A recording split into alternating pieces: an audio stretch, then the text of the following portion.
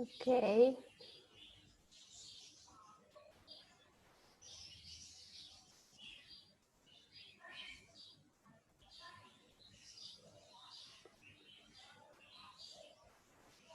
Perfecto.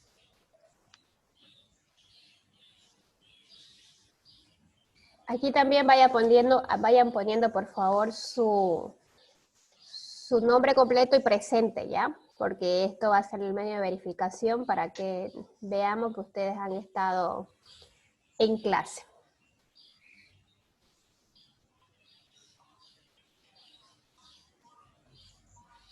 Vamos a esperar que se conecten todos.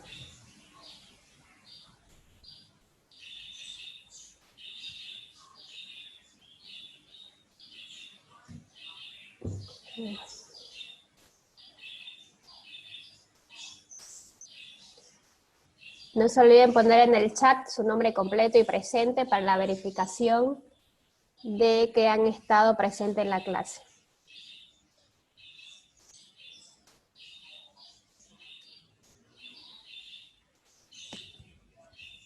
¿Se me escucha bien o no? ¿Se me escucha bien? Ya, perfecto, gracias.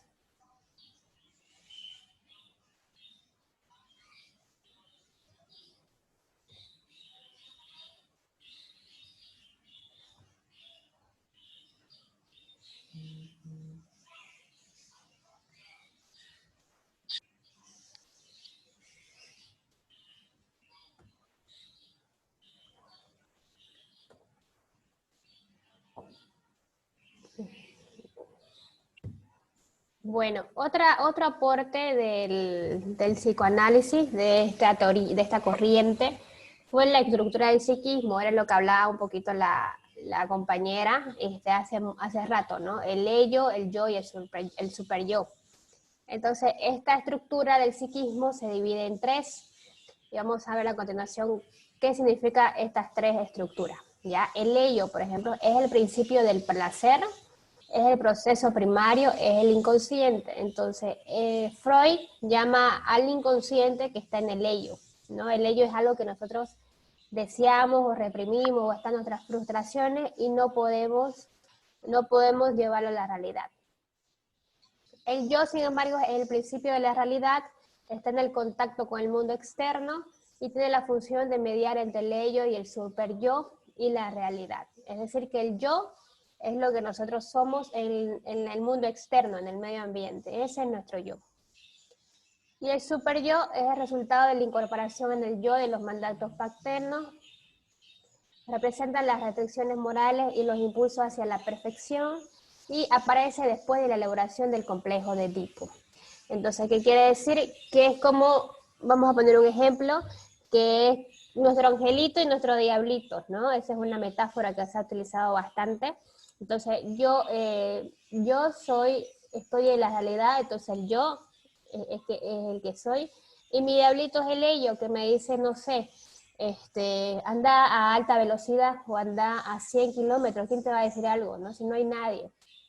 Y el super yo es el que dice, no, por ahí te volcás, por ahí pasa, no sé, un animalito lo pisás, o por ahí viene la policía y te agarra y vamos a tener problemas. Entonces, es el que regula el instinto primario del ello.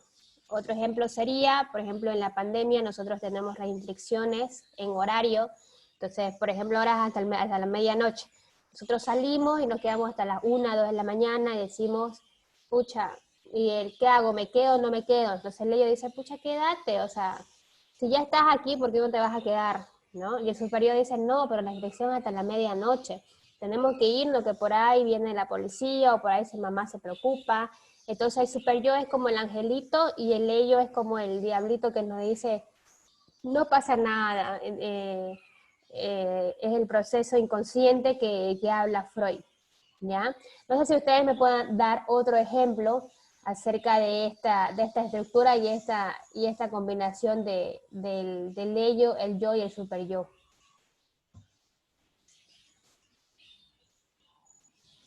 ¿Alguien me puede dar otro ejemplo?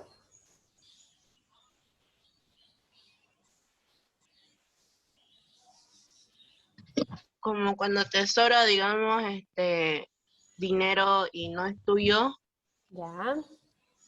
y digamos tenés que devolverlo, pero tu inconsciente te dice que no lo hagas, pero tu superior, o sea, tu consciente te dice que sí, Ujú, que lo tienes exactamente. que devolver.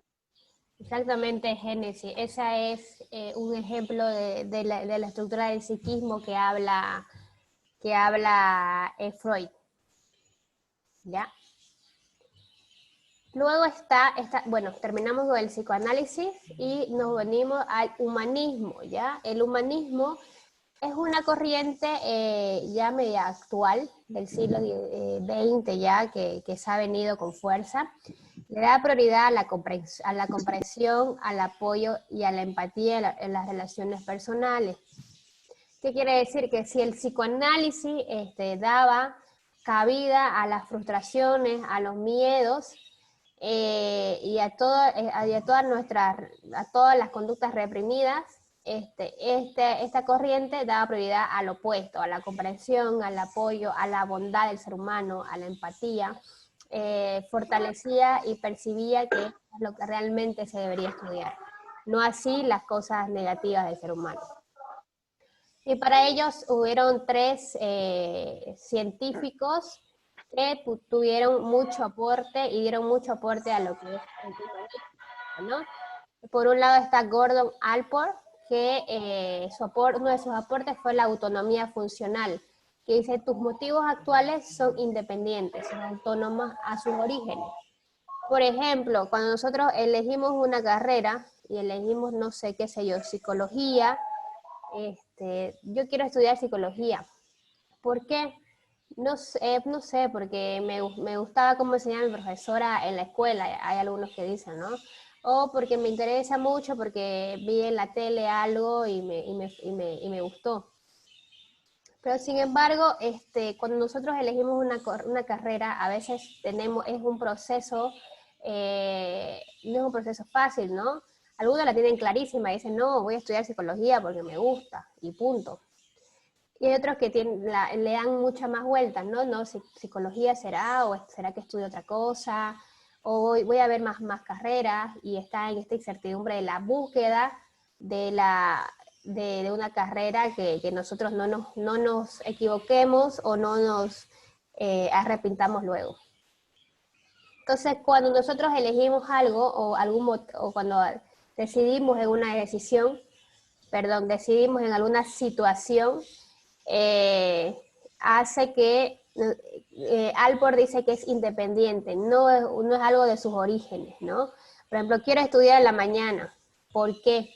Entonces todos van a decir, no, porque en la mañana yo siempre estudiaba. Entonces me queda mejor estudiar en la mañana, ¿no?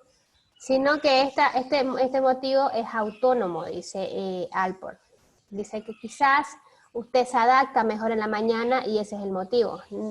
Eso es lo que dice la teoría de Gordon Allport. Luego George Kelly, sus aportes son los constructos personales, que se atribuye a la experiencia y resultado de la construcción personal. Esto tiene mucho que ver con los ejemplos anteriores que le di. Por ejemplo, que la experiencia dice, ¿no? Quiero estudiar actividad física, ¿no? ¿Por qué quiero estudiar actividad física? Bueno, porque yo soy muy bueno en educación física, me ha ido súper bien, me gustan los deportes, entonces por eso quiero estudiar actividad física. Entonces se le atribuye a esta experiencia previa que es que yo soy bueno en actividad física o en ejercicio para construir la decisión o el motivo de por qué estudiar esta carrera. O, por ejemplo, comunicación social, ¿no? Yo me encanta comunicarme, soy muy buena expresándome, tengo tengo una oratoria bastante buena, bastante alta, me gusta la fotografía, entonces pienso que me va a ir súper bien en comunicación social. ¿Y cómo pensás que te va a ir súper bien en la comunicación social? Por tu experiencia anterior, ¿ya? Y luego está Carl Rogers, que dice que considera que la salud mental es la progresión normal de la vida. Entiende la enfermedad mental, la criminalidad y otros problemas humanos como distorsiones naturales. Es el primer científico que habla de esto, que habla de trastorno y enfermedad mental y que dice que no es un hecho aislado, sino que es un problema normal del ser humano, ¿no? Por ejemplo, tener depresión, tener ansiedad. Algunos dicen, ay, pobrecito, o pucha, ya tener que ir a un manicomio. Y no es así, sino es que a lo largo del desarrollo humano, nosotros lo que hacemos es tener crisis existenciales. Y muchas veces necesitamos una orientación de este profesional psicólogo. Entonces, la enfermedad mental tal vez está muy ligado a estas crisis existenciales que muchas veces nosotros tenemos. Por ejemplo, cuando salimos del colegio y no tenemos decidido bien qué estudiar, uno se preocupa, tiene estrés, a veces tiene uno insomnio, y entonces esa es una pequeña crisis, ¿no? Y que ahí están los psicólogos educativos que hacen orientación vocacional, que tiene que ser una orientación vocacional buena, no solamente dar unas pruebas psicométricas. Entonces, Carl Rogers es el primer científico de la corriente humanista que empieza a hablar de enfermedad mental y de criminalidad, ¿no? Es decir, ¿por qué es que hay personas que están o asesinan, ¿no? Entonces empiezan a identificarse y empiezan a querer también estudiar esta parte del ser humano, ¿no? Esta parte de por qué tenés depresión, por qué tenés ansiedad, por qué tenés psicosis o esquizofrenia, por qué te da eso, ¿no? O por qué matás, o por qué mataste a tu esposa, o qué pasó, por qué mataste a tu hijo recién nacido. Entonces él empieza a querer investigar esta parte de la conducta humana. Esta corriente, vamos con la siguiente corriente, que es la corriente cognitiva, que como les vengo diciendo, casi todas las corrientes de la psicología se siguen utilizando bajo el criterio y bajo adaptación de cada profesional y de cada estilo de vida, ¿ya? Esta corriente está influenciada por el desarrollo de los ordenadores. La personalidad es definida desde el punto de vista de conceptos y creencias que la gente sostiene y de las maneras que tiene de procesar la información y elaborar explicaciones para los acontecimientos. La psicología cognitiva hace mucha énfasis a los procesos cognitivos. Ahora, los esquemas mentales se llaman procesos cognitivos. La psicología cognitiva empiezan a estudiar lo que es la memoria, el pensamiento, la inteligencia, todos los procesos cognitivos que nosotros tenemos previa ejecución de una acción o previa a la conducta humana. Entonces es como un ordenador, dicen, ¿no? El ordenador se puede ver perfecto, pero ¿qué hay detrás, no? ¿Cómo se puede configurar? Hay paneles, hay para impresora, hay para poner una pantalla, un color de pantalla, un color de letra. Entonces eso es lo que dice la cognitiva, la psicología cognitiva. Estudia más allá de la conducta, las previas de la conducta estudia. ¿Qué pasa? O sea, ¿por qué tomo esta decisión o por qué hago esto? ¿Qué pasa? ¿Tengo bien mi función ejecutiva? ¿Tengo que mis pensamientos estaban alineados correctamente o sin embargo tenía pensamientos negativos y por eso me suicidé o por eso tengo ideaciones suicidas, ¿no? Entonces, la psicología cognitiva empieza a determinar el antecedente de la conducta, por así decirlo, ¿no? Decir, ¿por qué se suicidó? ¿Qué pasó en la cabeza o qué tenía en la cabeza para que se suicide, ¿no? Entonces empiezan a investigar y empieza a decir, bueno, es que tenía depresión o paraba en su cuarto encerrado y nadie se daba cuenta, o había sacado una mala calificación y sin embargo se fue a su cuarto y después no lo vimos salir más. Entonces, la psicología cognitiva se interesa mucho en este estudio, se interesa mucho en los procesos cognitivos que hay, ¿no? Y tiene mucho aporte en todas las áreas de la psicología. ¿Ya? Pienso que esta es una de las más actualizadas de las corrientes, la psicología cognitiva, porque combina nuestros procesos cognitivos con la conducta. Entonces, hay un motivo o se estudia el porqué de esta conducta en esta corriente. El tipo de información que se recibe del medio se refiere a los contenidos que se almacenan en la mente, determinado por la inclinación que tiene la persona. Aquí, como estamos hablando de procesos cognitivos, entonces ya se empieza a hablar de una memoria. Entonces se empieza a decir la memoria que tiene, corto plazo, largo plazo, puede haber lagunas mentales, puede haber cosas que nosotros nosotros nos interese más y las almacenemos con más énfasis, o la desechemos porque ya no la utilizamos. Entonces se empieza a hablar de un almacenamiento de la información también. La cognitiva sostiene que según el tipo de información que nosotros captamos, de su medio y de la forma de procesarla, dependiente de los diferentes tipos o estilos cognitivos que dan lugar a que muchas veces no se puedan entender unas a otras porque están hablando de este tipo de pensamiento distinto. Aquí, por ejemplo, aquí viene mucho lo que es la percepción y cómo hace esta percepción para que yo piense algo, ¿no? Por ejemplo, estoy percibiendo que mis clases de psicología se va a partir en dos partes.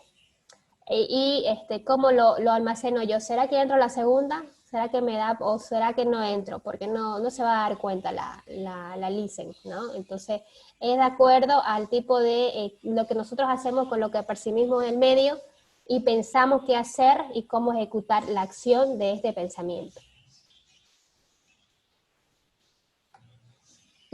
El primer trabajo, hay otra teoría, en esta corriente cognitiva hubieron muchos científicos e investigadores que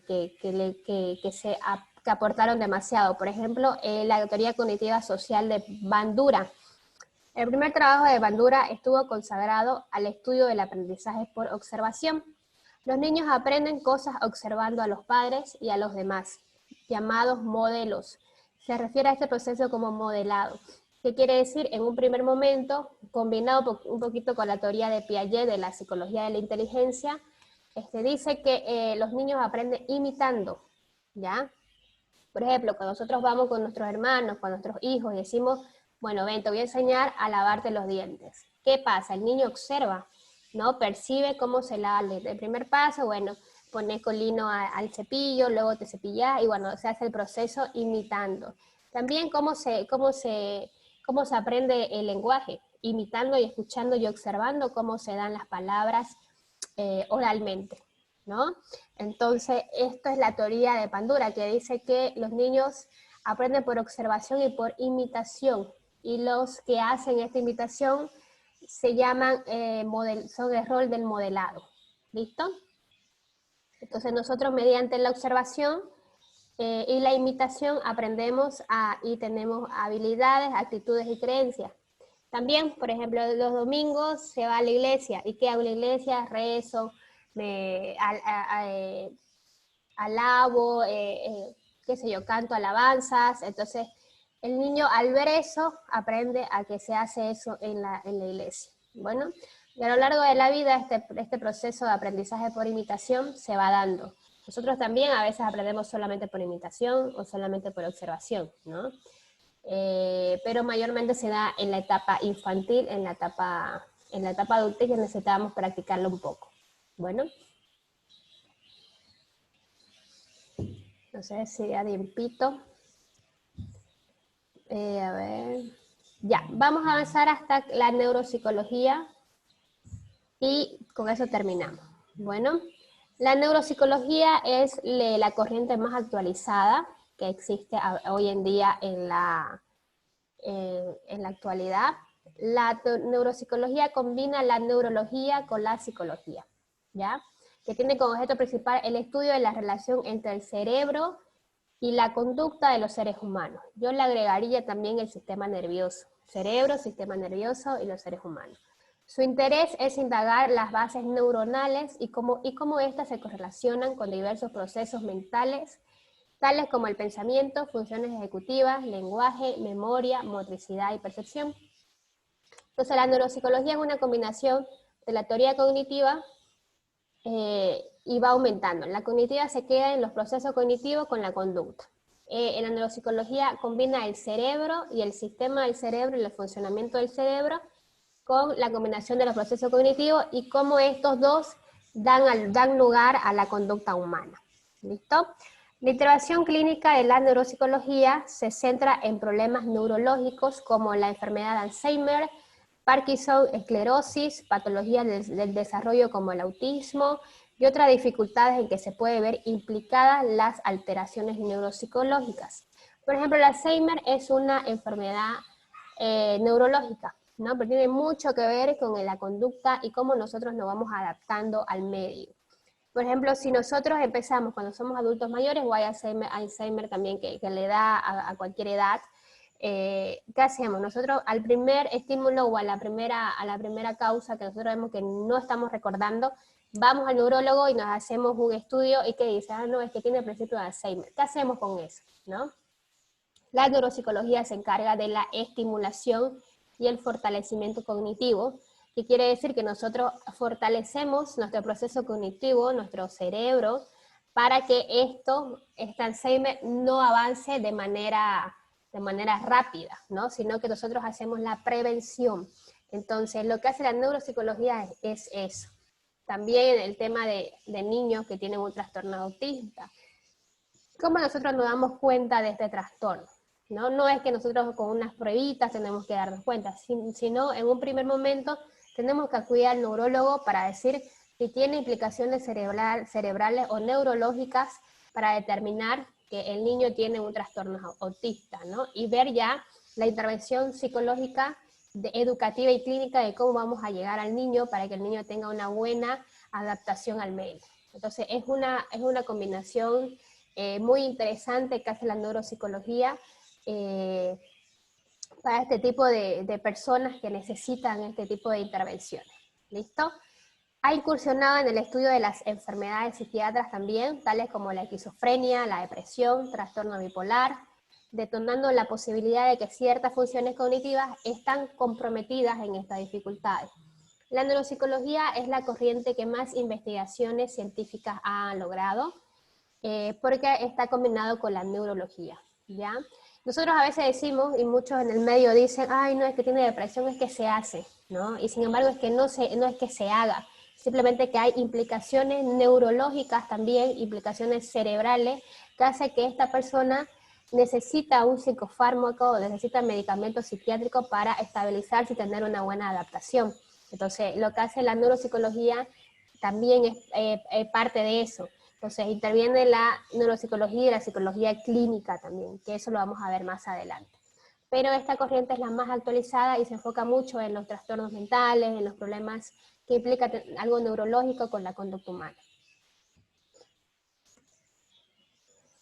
Bueno, una de sus fundadoras fue Brenda Milner.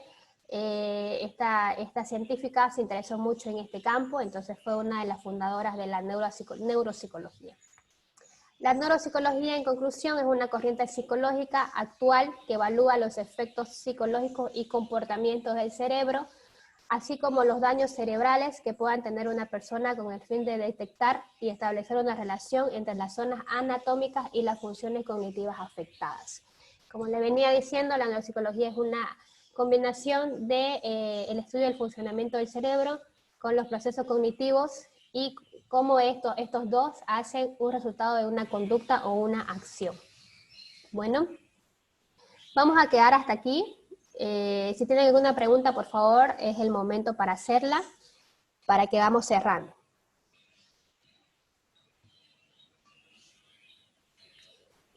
Si tienen alguna pregunta, por favor. No.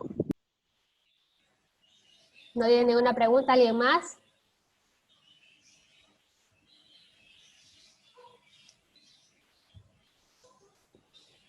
¿Están durmiendo, chicos, ustedes? Bueno, vamos a cerrar aquí. Mañana vamos a terminar, si en lo posible, el tema 1 y ya al día siguiente les voy a dar algunas tareitas respecto a esto, ¿ya? Bueno, nos vemos mañana a las 8:30. Espero que tengan una buena jornada y que les vaya súper bien en sus demás clases. Conmigo van a pasar solamente hasta las 9:30 para que tengan media horita para, no sé, estirarse, o desayunar, o dormir un poco más, depende de ustedes cómo lo utilicen esa media hora. Bueno, entonces me despido, que tengan un buen día. Hasta mañana. Hasta mañana, Hasta mañana, Alicia. Hasta Gracias, mañana, profe. gracias. Hasta mañana, Alicia. Gracias. Hasta mañana. Tengo hambre. Por 2. Tres.